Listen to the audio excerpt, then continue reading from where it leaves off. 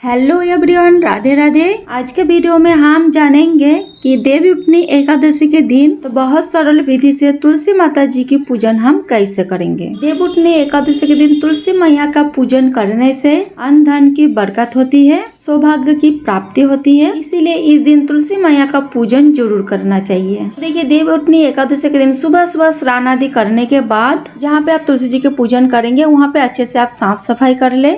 साफ करने के बाद यहाँ पे आप चौक पुर सकते हैं, रंगोली बना सकती है, और अगर आपको कुछ भी ना आए तो आप स्वस्तिक बना लीजिएगा। तो देखिए, जहाँ पे मेरा तुलसी जी के गमले थे तो वहाँ पे जगह नहीं था, तो इसीलिए हम यहाँ पे पूजा करेंगे। यहाँ पे हम आटे से स्वस्तिक बना लूंगी, तो आप आटे या हल्दी से आप स्वस्तिक बना लीजिए। अगर आप लड्डू गोपाल जी की सेवा करते हैं, आपके पास लड्डू गोपाल जी है, देवउठनी एकादशी के दिन जब आप तुलसी पूजन करें तो लड्डू गोपाल जी को स्नान करा के सुंदर सा श्रृंगार करके यहीं पे आप लड्डू गोपाल जी को विराजमान कर ले। और अगर आपके पास लड्डू गोपाल जी नहीं है तो सिर्फ आप तुलसी जी का पूजन आप कर सकते हैं। और अगर आपके पास शालिग्राम है तो शालिग्राम को विराजमान कर सकते हैं, या आपका विष्णु भगवान का कोई भी फोटो है तो उसको भी आप विराजमान कर सकते हैं। तो देखिए, हम हल्दी ले लिए हैं, और देखिए रोली भी लिए हैं तिलक करने के लिए, और देखिए सफेद तिल भी ले लिए हैं, और देखिए घी का दीपक ले लिए हैं, साथ में हम धूपम लिए हैं, और दीपक जलाने के लिए हम माचिस लिए हैं। तो देखिए, भोग के लिए हम यहाँ पे सेब और लड्डू ले लिए हैं, तो कोई भी ऋतु फल आप ले सकते हैं। साथ में हम कुछ दक्षिणा ले लिए हैं और फूल ले लिए हैं। तो देखिए, इसके साथ ही हम तुलसी माता के लिए कुछ श्रृंगार का सामान ले लिया है, तो ये 16 श्रृंगार है। साथ ही हम तुलसी माता के लिए एक साड़ी भी ले लिए हैं। आप चाहे तो विष्णु भगवान जी को आप धोती, कुर्ता, पैंट शर्ट के कपड़े भी आप दे सकते हैं। अगर आपके पास कपड़े नहीं है तो जो लाल रंग के चुनरी आते हैं या ब्लाउज का जो पीस आते हैं तो वो भी आप ले सकते। तो कोई भी कपड़ा आप जरूर ले लीजिए। उसके बाद सबसे पहले घी का दीपक जलाएंगे। आप घी का दीपक जला सकते हैं, या आप तिल का तेल का दीपक भी आप जला सकते हैं। उसके बाद हम दीपक का पूजन करेंगे, क्योंकि दीपक मेरा पूजा का साक्षी मानी जाती है। उसके बाद जल के छींटे लगा के सभी को हम भाव रूप में स्नान करा देंगे। तो देखिए, देवउठनी एकादशी के दिन तुलसी मैया का विवाह कराया जाता है, इसीलिए इस दिन तुलसी मैया का श्रृंगार हम जरूर करते हैं। अगर आप विवाह नहीं भी करा रहे, सिंपल पूजन कर रही है, तो भी आप तुलसी मैया को चुनरी आप जरूर ओढ़ाएं, और हल्दी रोली जरूर लगाते हैं इस दिन। तो पहले हम लड्डू गोपाल जी को हल्दी लगाएंगे, उसके बाद हम तुलसी जी को लगाएंगे। उसके बाद हम रोली लगाएंगे, तो लड्डू गोपाल जी को पहले लगाएंगे, उसके बाद हम तुलसी जी को लगाएंगे। उसके बाद हम तुलसी जी को चूड़ी पहनाएंगे। तो देखिए, पीले कलर का, हरा कलर का हम चूड़ी पहनाएंगे। अगर आपके पास लाल कलर का चूड़ी है तो आप लाल कलर का चूड़ी पहना सकती हैं। फिर हम तुलसी जी को मेहंदी लगाएंगे। तो देखिए, थोड़ी सी हम उंगली में मेहंदी ले लेंगे। आप चाहे तो जो पाउडर वाली मेहंदी आती है वो भी आप जल में घोल के ले सकती है। तो सबसे पहले हम लड्डू गोपाल जी को मेहंदी लगा देंगे हाथ में, उसके बाद हम तुलसी जी को लगा देंगे।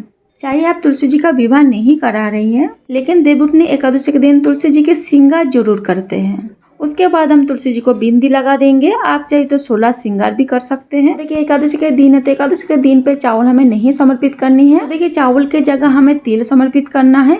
तो तिलक करने के बाद हम तिल समर्पित कर देंगे। तो देखिए, दिए का पूजन तो हम पहले कर लिए हैं, हम तिल समर्पित कर देंगे दिए पे। तिल समर्पित करने के बाद हम फूल समर्पित करेंगे। तो देखिए, लड्डू गोपाल जी को फूल समर्पित करेंगे, उसके बाद तुलसी जी को भी हम फूल समर्पित कर देंगे।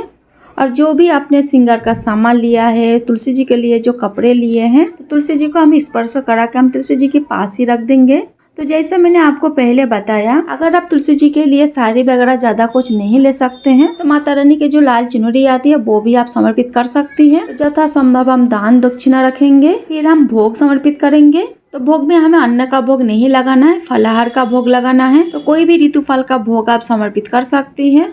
उसके बाद हम मिठाई का भोग लगा देंगे। आप चाहे तो तिल से बने हुए कोई मिठाई का भी भोग आप समर्पित कर सकती हैं। उसके साथ ही हमें दक्षिणा जरूर समर्पित करनी है। तो यथा संभव दक्षिणा आप जरूर समर्पित कर दीजिएगा। इसके बाद हम धूप दीप दिखाएंगे। तो यहाँ पे हम तुलसी जी को, लड्डू गोपाल जी को धूप दिखा देंगे। अगर आप देवउठनी एकादशी का व्रत किया है तो यहीं पे हम 1 लोटा जल ले लेंगे देवउठनी एकादशी की कथा सुनने के लिए। तो कथा सुनने के लिए हाथ में थोड़ा सा तिल ले लीजिएगा और थोड़ा सा फूल ले लीजिएगा। कथा कभी भी खाली हाथ नहीं सुनते हैं, तो तिल और फूल लेके हम कथा सुन लेंगे।